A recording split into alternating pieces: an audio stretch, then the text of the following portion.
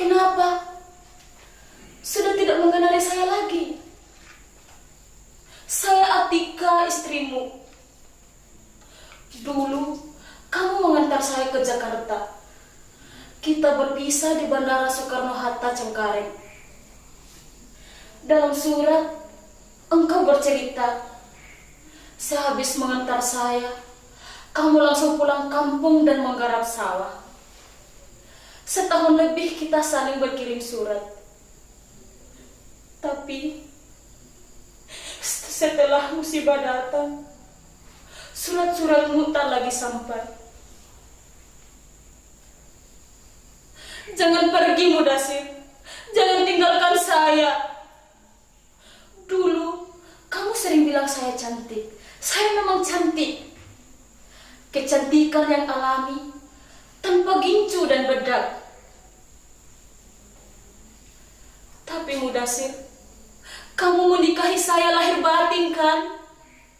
Kamu bukan hanya menikahi wajah saya kan? Jika memang benar kamu di sini, tolong saya. Keluarkan saya dari sekapan ini. Lalu kita pulang kampung bersama-sama.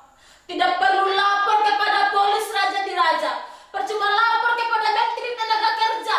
Kita ini binatang, penghasil devisa negara. Sebutan pahlawan cuma slogan, bukan kenyataan.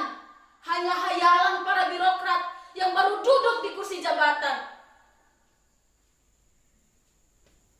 Sudahlah, Mudasir. Bicara tentang kekacauan penanganan kasus terhadap TKW seperti saya hanya membuat dada seketika sesak.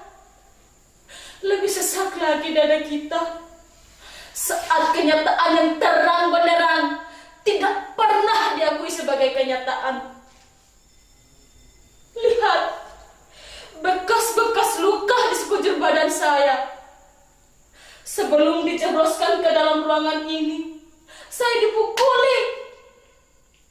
Pipi, dada, tangan, perut, paha, dan seluruh anggota tubuh saya. Saya ditendang, saya disetrika.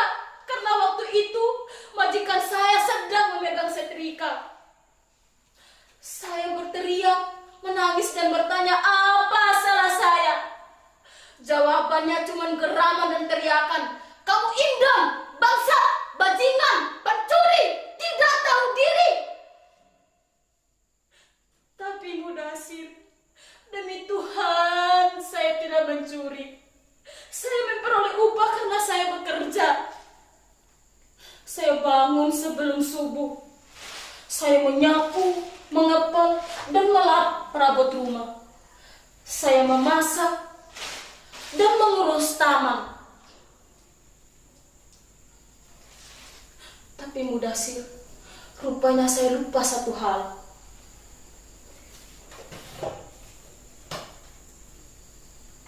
Pada bulan ke-13, suatu malam, majikan lelaki saya mendatangi saya. Dia membuka pintu dan duduk di pinggiran jam saya. Saya tidak berani bertanya apa yang hendak dia lakukan. Tapi sebagai wanita, naluri saya mengatakan ada sesuatu yang tengah menggoda majikan saya itu. Kemudian, dia berbaring di pinggiran jam saya. Lalu, dengan isyarat tangan, dia menyuruh saya agar tidur di sampingnya. Saya menggelengkan kepala. Badan saya gemeteran. Saya ketakutan. Lalu, sekali lagi dengan isyarat tangan, dia menyuruh saya agar segera berbaring di sampingnya. Saya tetap menggelengkan kepala. Lalu, duduk meringkuk di sudut kamar. Keringat mengucur deras. Kemudian, dia bangkit berdiri, menatap saya dengan tajam. Saya pikir dia akan menerkam saya. Saya sudah siaga. Saya siap memukul jika hal itu dia lakukan.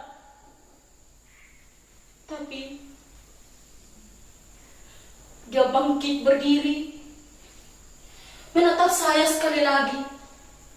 Lalu dia membuka pintu, menutupnya kembali dengan keras. Kemudian terdengar langkahnya semakin menjauh. Saya menghela nafas panjang dan menangis. Saya bersyukur kepada Tuhan karena malam itu tidak terjadi apa-apa pada diri saya. Ya, saya bebas dari perkosaan majikan saya. Mudasir, rupanya itulah satu-satunya kesalahan saya, menolak hajat majikan.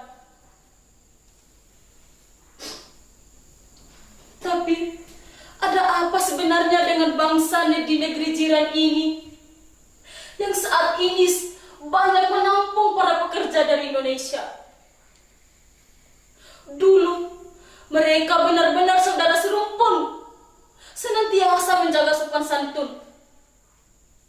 dan mereka belajar banyak dari kita. Sekarang para pekerja yang bekerja untuk mereka lebih pantas dianggap seperti budak yang layak disiksa jika dianggap telah melakukan kesalahan atau tidak sudi menuruti hajat seronok mereka. Mudasir, ada langkah menuju ke sini. Tunggu sebentar.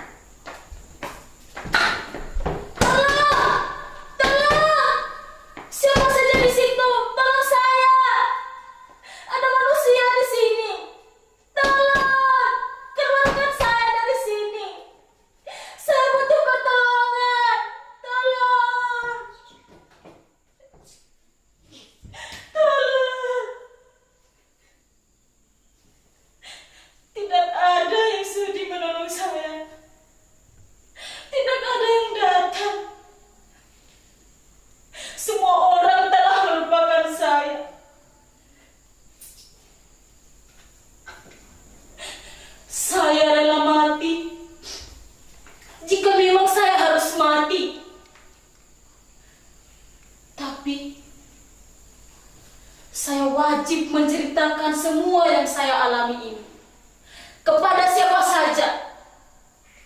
Ya, kepada siapa saja yang mau mendengarkan.